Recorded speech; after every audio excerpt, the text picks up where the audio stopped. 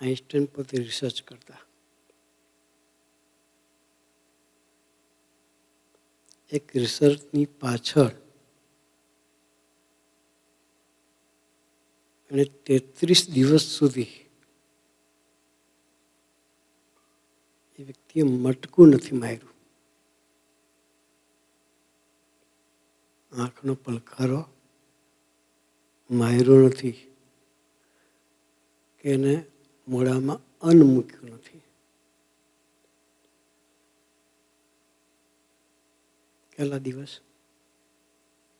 33 દિવસ સુધી એક રિસર્ચની પાછળ એટલો દાખલો કર્યો, છતાં સક્સેસ ન મળી. શું થાય આપણું શું થાય? ગીવ અપ કરી દઈએ. શું કરી દઈએ? કરી દઈએ કે ના કરી દઈએ? કરી દઈએ.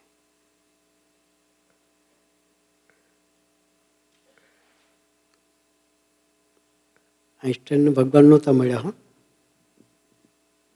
આઈન્સ્ટાઈને પ્રગટ ભગવાનની ગોદ નહોતી. આપણને તો સ્વામીજી જેવા પુરુષની ગોદ મળી.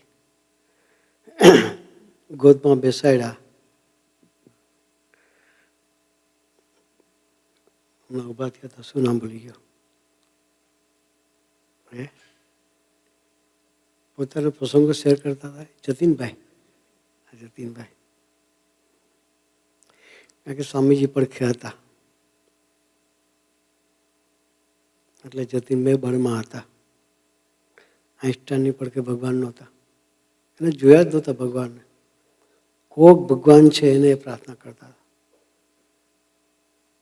કોક ભગવાન છે એને પ્રાર્થના કરતા હતા. તો એને બળ મળ્યું. 33 દિવસ સુધી ઉજાગરા કર્યા, મોઢામાં અન્ન મૂક્યું નહીં, છતાં સફળતા મળી નહીં. છતાં એને ગીવઅપ કર્યું નથી. 33 દિવસના અંત પછી એને ભગવાનને પ્રાર્થના કરી.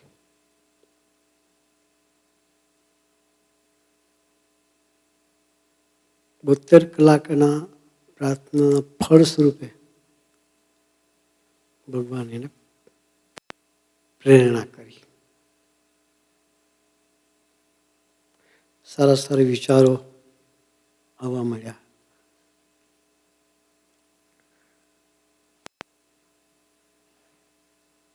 ભગવાનની પ્રેરણાને ઝીલી વિચારો નોટ કર્યા અને થિયરી એને આપી. એટલો બધો ગાંડો થઈ ગયેલો ત્યારે પોતાની લેબમાં એકલો હતો.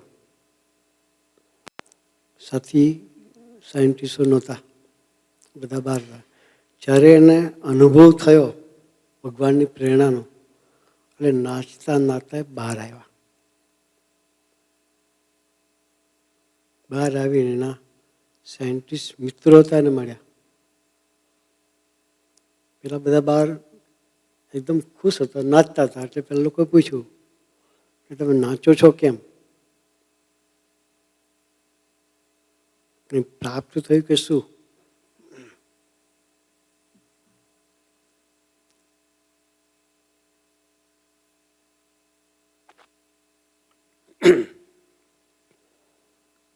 ત્યારે એણે કહ્યું કે મને પ્રાપ્ત થયું છે એટલે નહીં નાચતો. કે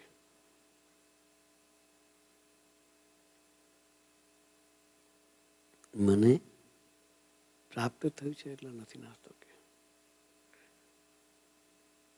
કોઈ થિયરી મેળવી એટલે હું નાચતો નથી,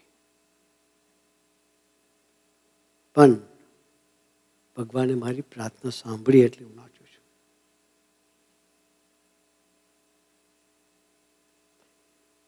સ્વામીજી કે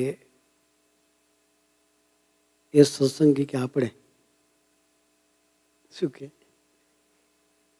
એ સત્સંગી કે આપણે એને સત્સંગનો યોગ નહોતો, આવા ભગવદીઓ નહોતા, આવા સંતોની ગોદ નહોતી, પણ છતાં એ ભગવાનને બળે જીવી ગયા. 1914 એને થિયરી આપી, થિયરી ઓફ રિલેટિવિટી. સાપેક્ષવાદની થિયરી 1914 એને શોધી. 3 વર્ષ સુધી એને કોઈને જણાવેલું નહીં. 3 વર્ષ પછી એના પોતાના જે નજીકના સાયન્ટિસ્ટ હતા એને વાત કરી.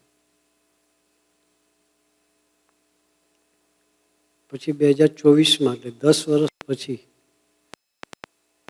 થિયરી બહાર મૂકી.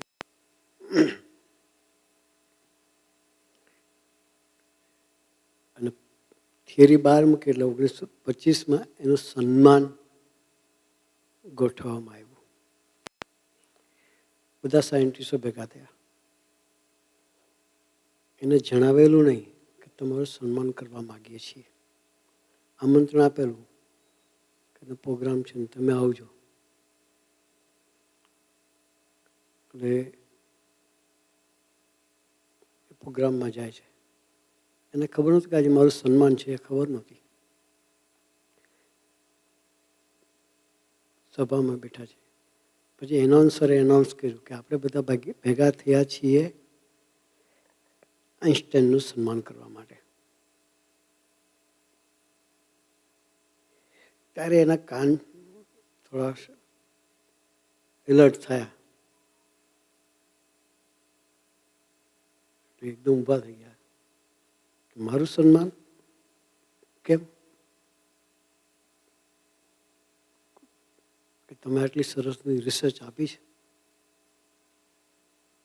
દુનિયાને કંઈક તમે એ વસ્તુ આપી છે,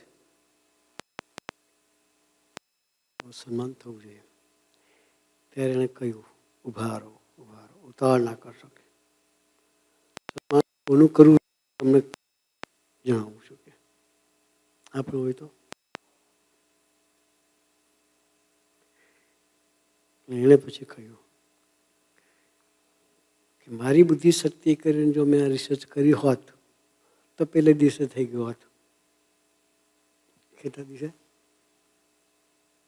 બે દિવસે થઈ ગયો હોત. 33 દિવસ સુધી સ્ટ્રગલ કરી ત્યાં સુધી મને કોઈ વિચાર આવ્યો નથી.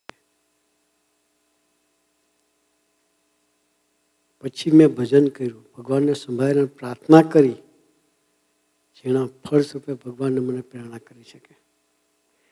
એ મારી કોઈ એફર્ટ નથી એમાં, મારા કોઈ પુરુષ પ્રયત્નથી મેં આ સિદ્ધિ હાંસલ કરી છે એવું નથી. ભગવાનની કેવળ કૃપાના ફળ સ્વરૂપે કરીને મેં આ સિદ્ધિ મેળવી છે. તો પહેલું સન્માન ભગવાનનું થવું જોઈએ. ખિસ્સામાં પોતે પોકેટમાં ભગવાનની મૂર્તિ રાખે બતાવીને કહ્યું આને લઈને આપણે છીએ કે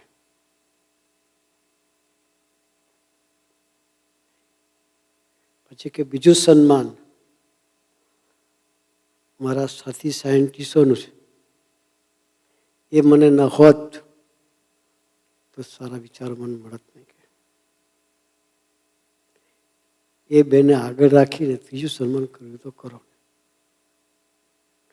એનામાં કોઈ ભગવાનની ગોત નહોતી, એવા સંતનો ગોત નહોતો, પણ છતાં એ ભગવાનને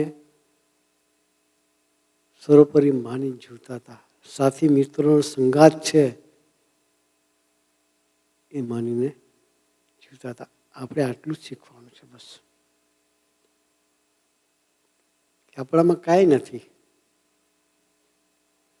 જે કંઈ છે એને લઈને છે. બુદ્ધિ, શક્તિ, સમજણ એ બુદ્ધિના દાતા ભગવાનના સંત છે. એ જે આઈન્સ્ટાઈન માની શકતા હોય, બીજું માન્યું કે મારા સાથી મિત્રો છે જેને લઈને હું પ્રોગ્રેસ કરી શકું છું. આપણામાં પણ જે કંઈ આવ્યું હોય તો આ ભગવદી મુક્તોને લઈને છે. આ સંતોની ગોદને લઈને આપણે નિષ્ઠા છે. આપણે પણ એને ક્યારેય ભૂલીએ નહીં.